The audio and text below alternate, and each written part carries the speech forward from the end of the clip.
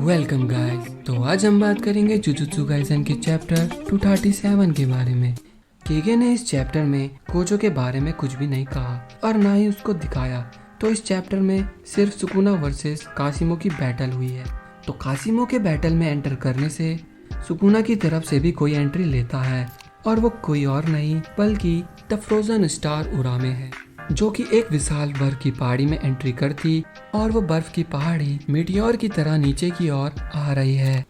और उसे देख के हकारी भी एंटर करता और उरामे को चैलेंज करने लगा और बोलता है कि उसने किसी से वादा किया, इसलिए वो उरामे को जिंदा नहीं छोड़ेगा। उरामे उसे बोलती, मुझे तुमसे लड़ने में कोई इंटरेस्ट नहीं। पर हकारी अपने डोमेन को एक्टिवेट करने लगा, जिसे देख के उरामे भी अपनी आइस फॉर्मेशन को एक्टिवेट करने लगती है।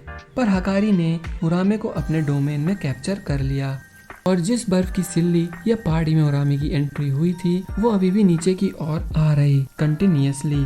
तभी अचानक से वो बर्फ की पहाड़ी भाप बन जाती है और कासिमो नोटिस करता है कि ये ड्रामे सुकुना तक कुछ चीज पहुंचाने के लिए थे और वो कुछ और नहीं बल्कि एक कर्ज वेपन था जिसको योरुजु ने बनाया था अपनी बाइंडिंग वाव को यूज करके, जिससे उसकी मौत हो गई थी।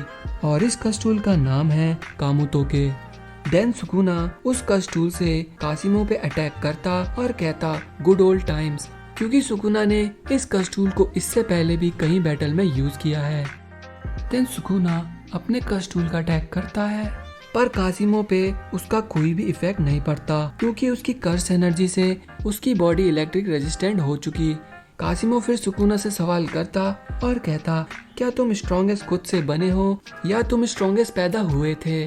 सुकुना जवाब में बोलता है कि मुझे नहीं पता, क्योंकि मैं एक अनवांटेड चाइल्ड था।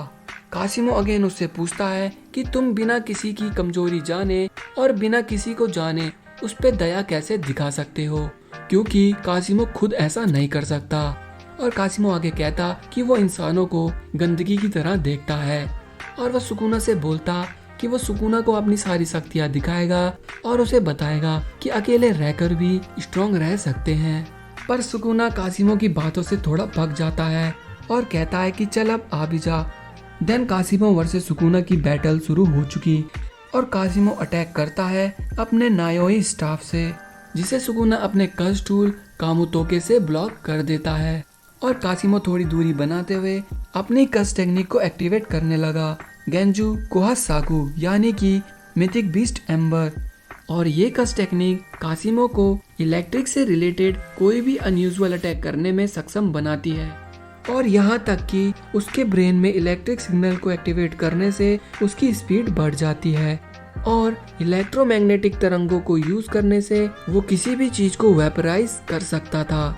बट कासिमो ने पूरी मैनकाइंड सरपास कर दी थी। देन उसने ये सब अचीव करा। अगर उसकी कर्स टेक्निक खत्म हो जाएगी तो उसकी बॉडी ब्रेक हो जाएगी और शायद वो मर भी सकता है। इधर सुकुना के पास एक ऐसी टेक्निक है जिससे वो सिर्फ एक बार खुद को पूरी तरह से हील कर सकता है, वो भी बिना रिवर्स कर्स टेक्निक यूज करे। पर सुकुना ने उस टेक्निक को बचा के रखा था और अब सुकुना उस टेक्निक को यूज करने लगा। देन उसकी बॉडी ट्रांसफॉर्म होने लगती है और सुकुना का रीइंकार्नेशन रीस्टार्ट हो चुका है। और मुझे लगता है यही सुकुना का ट्रम्प कार्ड है, जिससे वो खुद को पूरी तरह से हील कर लेगा और बाकी के जुजुत्सु सॉर्सरर से लड़ेगा और खुद को बचा लेगा या फिर जैसे तैसे सरवाइव कर लेगा। और हमारा चैप्टर यहीं पर खत्म होता है। मिलते हैं आपको अगले चैप्टर में, तब तक के लिए पीस आउट।